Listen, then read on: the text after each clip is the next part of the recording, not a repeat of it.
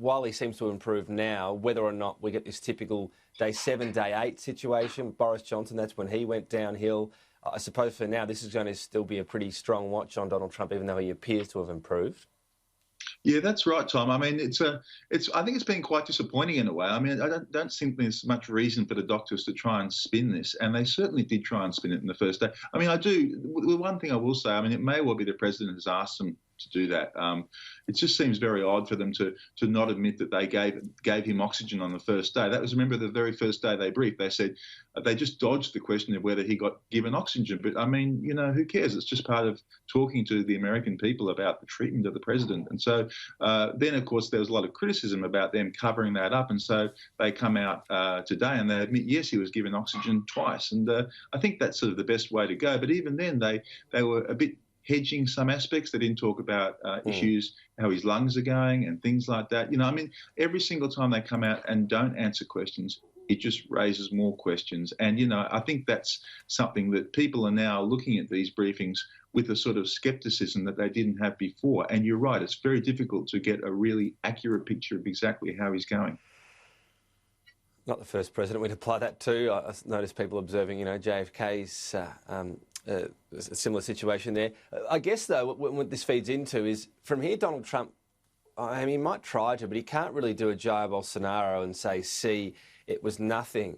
He's been to hospital. It might be precautionary, but he had this temperature. His vital levels dropped. He needed oxygen.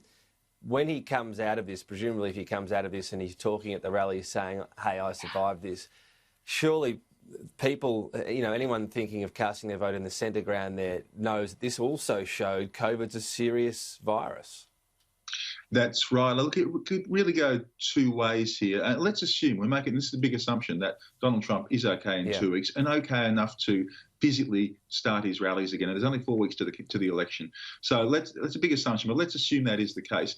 I mean, I think some of his supporters, Tom, will like that sort of, that he'll portray himself very much as a fighter who's come through, and, you know, he'll fight for them as well. And you know, he's beaten the odds, et cetera, et cetera. That might go quite well with some of his base. But I think you're right. The undecided voters, what will they think of this? I mean, will they look at Donald Trump and think he is exhibit A of the failure to protect Americans from the coronavirus? I think that is the danger for his campaign, is that a lot of people may think that. But really, nobody honestly knows which way the worm will turn as far as what people will make of this. It's obviously far too early for any polls to come in that are related to since he got COVID. So it's a real question as to how that's going to happen. And there are so many twists and turns about how this campaign could now play out under these extraordinary circumstances. Well, we've heard a lot from Donald Trump today. This is Joe Biden. So how does he play this? He certainly is not criticising Donald Trump, instead emphasising the need for everyone to wear a mask. I don't want to be attacking the president and the first lady now, because they're now have contracted coronavirus, and Jill and I pray for their quick and full recovery. This is not about freedom; it's about patriotism. You wear a mask to protect the person next to you. You wear a mask to protect the bus driver. You wear a mask to protect the person you're sitting next to on the bus.